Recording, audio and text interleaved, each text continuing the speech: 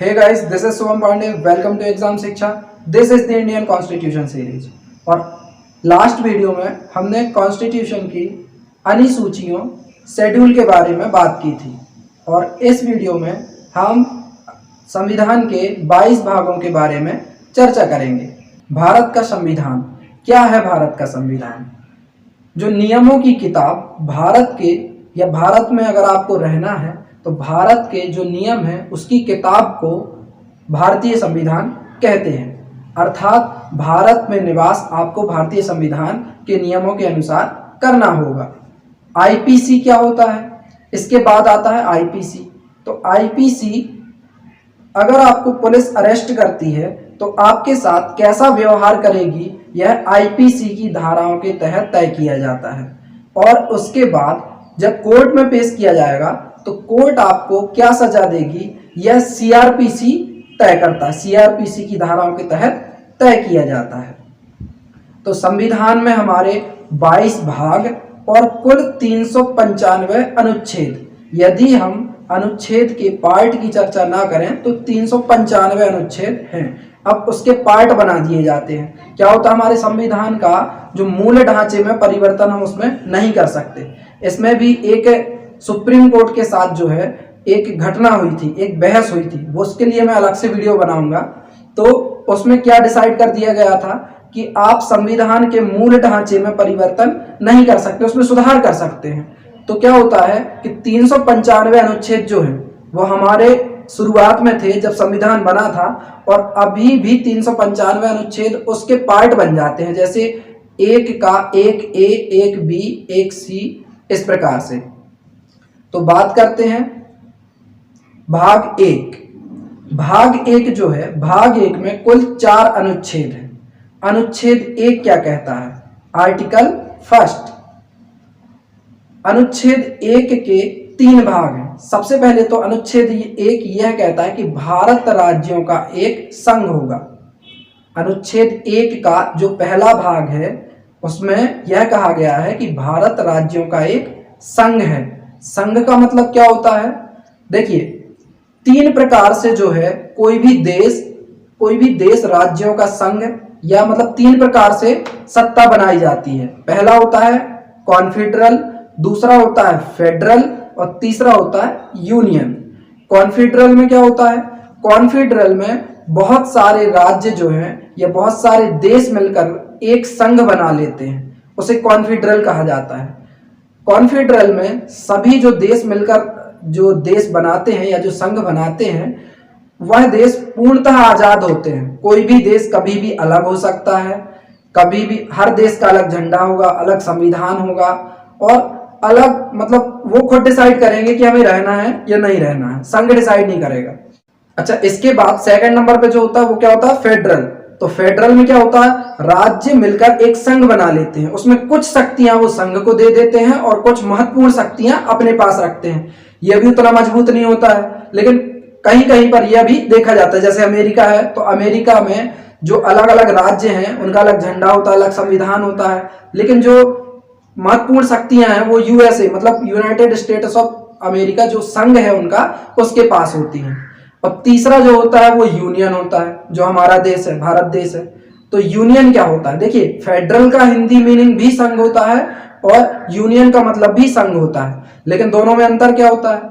दोनों में अंतर यह होता है कि यूनियन में जो है संघ, इसमें सारी महत्वपूर्ण शक्तियां केंद्र को दे दी जाती हैं. सभी, आप समझिएगा, फेडरल में कुछ महत्वपूर्ण शक्तियां दी जाती हैं और यूनियन में सारी महत्वपूर्ण शक्तियां केंद्र को दे दी जाती हैं. और कुछ जो शक्तियां हैं जो इंपॉर्टेंट हैं, राज्य के पास होनी चाहिए, वो राज्य के लिए दे दी जाती हैं. इसके पहले मैंने अनुसूची में वर्णन किया था राज्य सूची, केंद्र सूची और समवर्ती सूची का.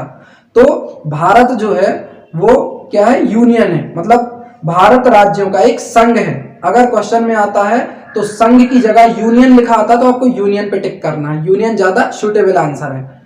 तो ये क्या हुआ हमारा? अनुच्छेद 1 का पार्ट ए, जिसमें क्या लिखा है? भारत राज्यों का एक संघ है.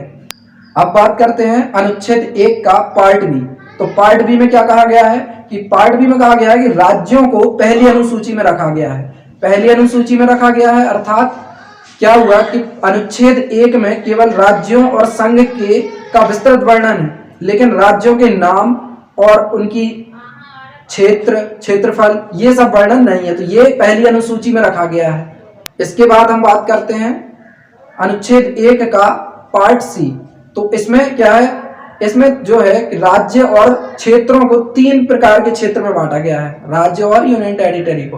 तो पहला जो क्षेत्र है हमारा वो क्या है, स्टेट मतलब राज्य, और दूसरा जो है वो क्या है, यूनियन टेरिटरी। वर्तमान में कितने 28 राज्य हैं और 8 यूनियन टेरिटरी हैं। तीसरा जो है वो क्या है, अर्जित भूमि।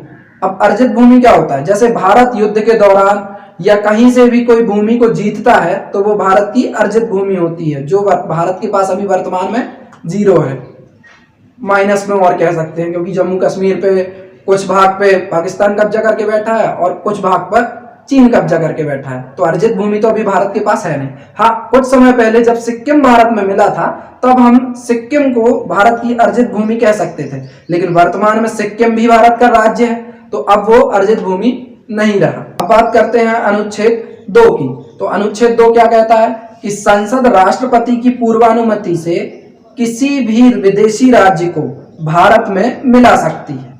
अब कैसे मिला सकती है, तो पूर्वानुमति का मतलब क्या होता है, पूर्वानुमति का मतलब होता है कि कोई भी बिल अगर पास होता है पार्लियामेंट में, हमारी जो पार्लियामेंट है वो 3 चीजों से मिलकर बनती है। सबसे पहला क्या होता है, लोकसभा, राज्यसभा और राष्ट्रपति। तो कोई भी बिल अगर पास होने के लिए जाता है तो सबसे पहले वो जाएगा या तो लोकसभा में या राज्यसभा में, किसी भी एक सदन में। और जैसे लोकसभा में गया फॉर एग्जाम्पल, तो उधर से 2/3 बहुमत, 2/3 बहुमत का मतलब होता है कि यदि 100 लोग हैं तो 66 लोग, मतलब 66 आधा व्यक्ति तो करेगा नहीं, 66 या 67 लोग उस पर साइन कर देते कि हाँ ये बिल सही है। तो लोकसभा के बाद वह बिल कहाँ जाएगा, राज्यसभा में। और राज्यसभा में भी अगर 66 या 66-67 लोग उस पर साइन कर देंगे तो वह बिल कहाँ जाएगा, फिर प्रेसिडेंट के पास। और प्रेसिडेंट अर्थात राष्ट्रपति उस बिल पर अपने हस्ताक्षर कर देंगे और वह बिल जो है वो भारत में लागू हो जाएगा। ये हमारा होता है क्या, सामान्य तरीका। पर राज्यों के पुनर्गठन और राज्यों का जो विलय होता है, इसमें जो है इन दोनों को राष्ट्रपति की परमिशन की जरूरत नहीं है। ये कैसा कर सकते हैं, केवल पूर्व अनुमति के लिए भेजा जाता है। मतलब ये कोई नया राज्य, विदेशी राज्य भारत में मिला रही है संसद, तो केवल एक वो भेज देगी, एक पत्र भेज देगी प्रेसिडेंट को, राष्ट्रपति को, कि हम इस राज्य को भारत में मिलाने जा रहे हैं, बस बता देगी एक सूचना के तौर पर। तो प्रेसिडेंट का इसमें इतना मतलब नहीं रहता।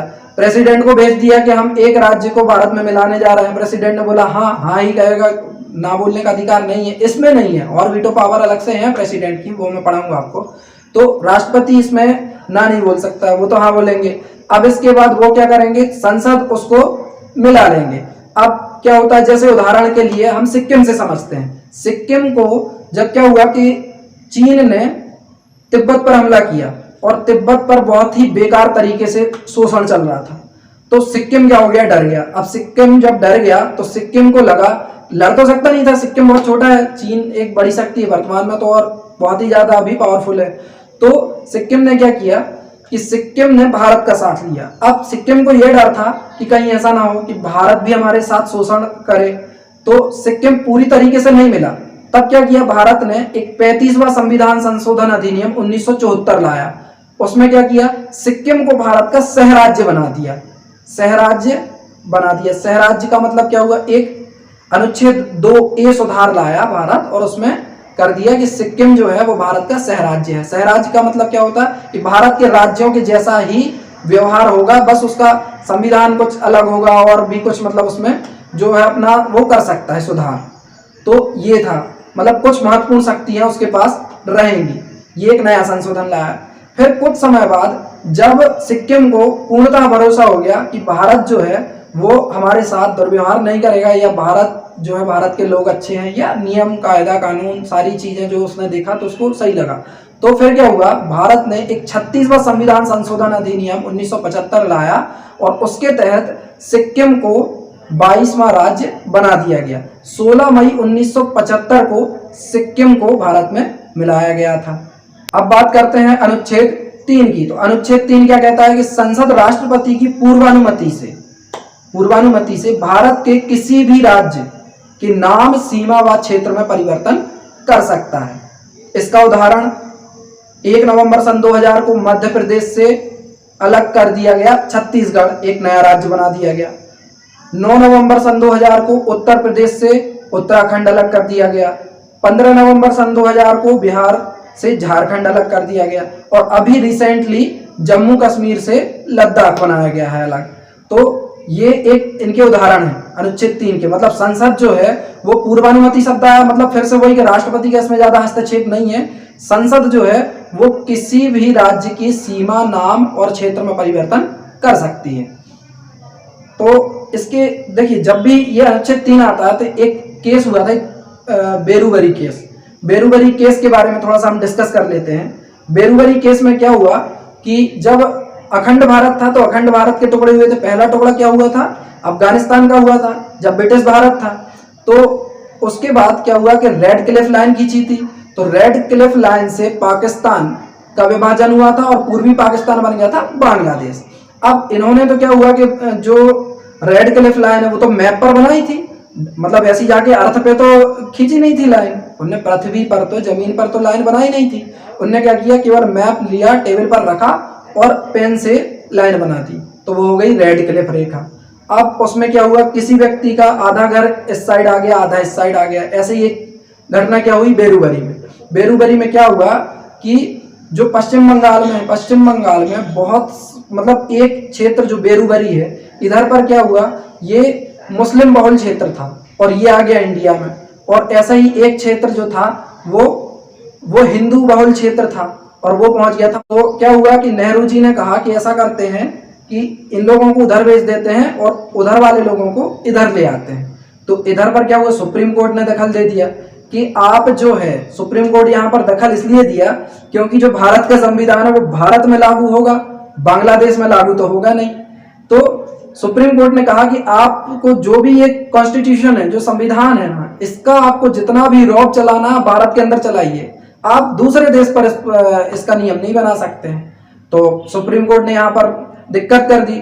तो ये क्या हुआ, प्रॉब्लम इधर बनी रही। ये प्रॉब्लम जवाहरलाल नेहरू के टाइम की प्रॉब्लम, अभी मोदी जी ने जाकर सॉल्व किया है इसको, ठीक है। तो ये शेख हसीना के साथ मिलकर इन्हें वो उसका किया समझौता और ये इसका हल निकाला है। अब बात करते हैं अनुच्छेद 4 की, आर्टिकल 4। तो अनुच्छेद 4 में क्या लिखा गया है, इसमें लिखा गया है कि अनुच्छेद 2 तथा 3 के संशोधन को 368 के बाहर रखा गया। 368 के बाहर अर्थात क्या होता है, 368 में रखे गए विषयों के साथ वही होता है जो मैंने अभी आपको बताया था कि कोई भी बिल अगर पास होना है तो पहले किसी एक सदन में जाएगा, फिर दूसरे सदन में जाएगा, फिर प्रेसिडेंट के पास जाएगा, प्रेसिडेंट उस पर साइन करेंगे, उसके बाद वो बिल जो है वो पास होगा। तो ये प्रोसीजर रहता है जो 368 में जो भी विषय रखे रहते हैं उनका। लेकिन इससे बाहर रखे रहते हैं जो, तो उनमें राष्ट्रपति क्या होता है कि पूर्वानुमति से ये बिल पास होते हैं, पहली चीज। तो दूसरी बात क्या होती है कि इसमें 50% जो है बहुमत से ये पास हो जाते हैं। अभी मैंने बताया था कि जो 368 में रखे रहते हैं उनमें 2/3 बहुमत अर्थात लगभग 66% जो है वो लोग एग्री करें तब वो बिल पास होता है। लेकिन इसमें 50% बहुमत। अब समझना बात को, कोई भी गवर्नमेंट अगर जैसे है, तो कोई भी गवर्नमेंट है और 50% तो उसकी सीट होंगी ही जब तो वो गवर्नमेंट सत्ता में है, नहीं तो उसकी तो सरकार गिर जाएगी। अगर 50% जो है सामान्य बहुमत होता है, ये बहुमत नहीं होगा किसी भी व्यक्ति के पास, तो उसकी तो सरकार ही नहीं आ पाएगी। तो 50% बहुमत मतलब सामान्य बहुमत है, आसानी से सदन जो है किसी भी राज्य में की सीमा रेखा और नाम में और क्षेत्र में परिवर्तन कर सकती है। दूसरी बात क्या है कि राष्ट्रपति बाध्य है। राष्ट्रपति बाध्य है अर्थात इस बिल पर राष्ट्रपति हस्ताक्षर करने के लिए बाध्य है, मतलब उसको वो हस्ताक्षर करना ही पड़ेंगे। अगर नहीं करेंगे तो क्या होगा, संसद प्रेसिडेंट को हटा देगी। अनुच्छेद 61 के अनुसार इम्पीचमेंट लगाकर, महाभियोग लगाकर राष्ट्रपति को हटा दिया जाएगा। तो राष्ट्रपति जो है वो सिग्नेचर करने के लिए बाध्य है। दूसरा जो है अनुसूची 1 और 4 में संशोधन होगा, अर्थात मतलब इधर से कोई भी जो है अनुच्छेद 3 के तहत जो है वो कोई भी संशोधन हो रहा है किसी भी राज्य में, या अनुच्छेद 2 के तहत क्या है किसी विदेशी राज्य को देश में मिलाया जा रहा है। तो अब ये सब राज्यों की जो लिस्ट है वो तो अनुसूची में रखी गई है। और अनुसूची 4 जो है उसमें क्या है, राज्यसभा में राज्यों के आधार पर सीटों का आवंटन है। जब राज्य का क्षेत्र बदलेगा, जैसे आधा क्षेत्र इधर कर दिया आधा इधर कर दिया, तो अब सीट भी तो आधी आधी हो जाएंगी। तो मतलब अनुसूची 1 और 4 में भी संशोधन होगा। तो आज हमने देखा भारतीय संविधान का भाग 1 में अनुच्छेद 1 से 4 तक। अनुच्छेद 1 क्या कहता है? भारत राज्यों का संघ होगा। और अनुच्छेद 2 क्या कहता है? कि संसद राष्ट्रपति की पूर्वानुमति से किसी दूसरे राज्य को भारत में मिलाना। और अनुच्छेद 3 क्या कहता है? राज्यों के नाम क्षेत्र वगैरह में परिवर्तन करना। और अनुच्छेद 4 क्या कहता है? कि यदि ये सब होगा तो अनुसूची 1 और 4 में संशोधन होगा, राष्ट्रपति बाध्य है और 50% बहुमत। This is the end of the video. God bless you all. Stay home, stay safe. जय हिंद, जय भारत।